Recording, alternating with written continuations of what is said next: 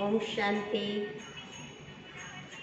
मंगल मूर्ति गणपति जी को वंदन।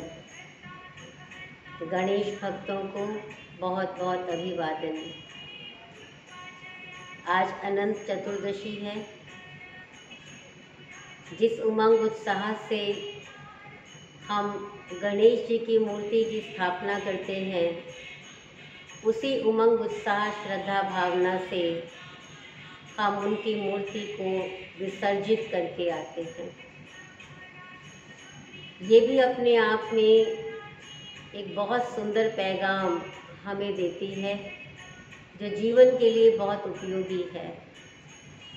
पौराणिक कथाओं के अनुसार उनका विसर्जन इसलिए किया जाता है कि जब वो वेद व्यास जी के कहने पर महाभारत लिख रहे थे और लगातार 10 दिनों तक उन्होंने लिखा, तो उनके शरीर का तापमान बहुत बढ़ गया था।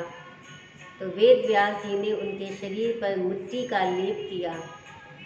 तापमान इतना बढ़ गया कि मिट्टी सारी सूख गई और तब उनको एक सरोवर के अंदर डुबोया गया, ताकि मिट्टी जो है वो सारी उतर जाए। वास्तव में ये मिट्टी कौन सी है? ये देह अभिमान, देह का अहंकार, जिसको हम दूसरे शब्दों में ईगो कहते हैं।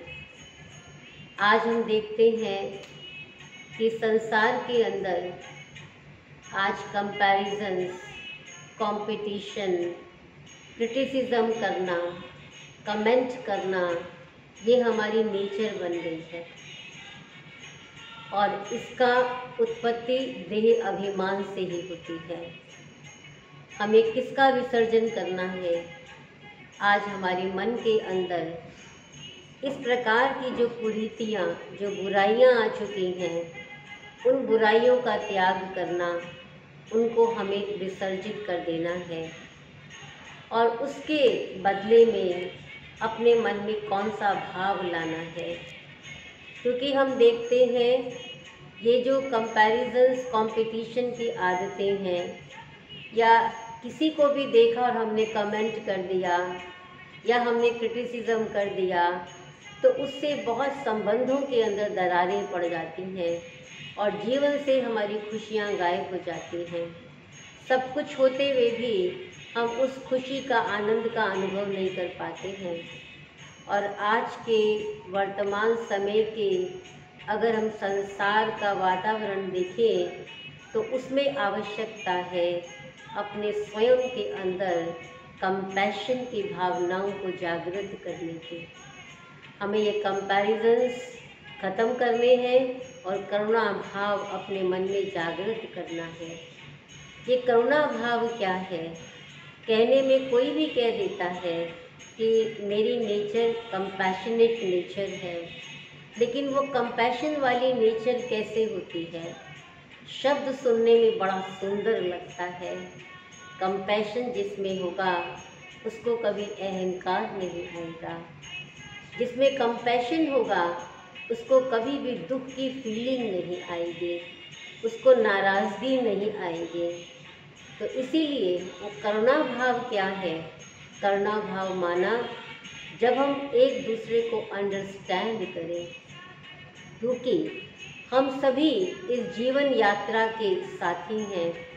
और जब हम जीवन यात्रा में चल रहे हैं तो हम देखते हैं सभी साथी अलग अलग हैं, लेकिन एक दूसरे को अंडरस्टैंड करना, जब हम किसी व्यक्ति को देखते हैं कि किसी वो अलग प्रकार का व्यवहार कर रहा है जो हमें अनुचित दिखाई देता है, लेकिन अगर हम उसको अंडरस्टैंड करते हैं, हमारे मन में करुणा भाव है, तो हम उसको क्रिटिसाइज़ नहीं करेंगे, हम उस पर कमेंट नहीं कसेंगे, लेकिन हमारे मन में वो करुणा भाव होगा ताकि वो उस बात को समझकर अपने व्यवहार को ठीक करे।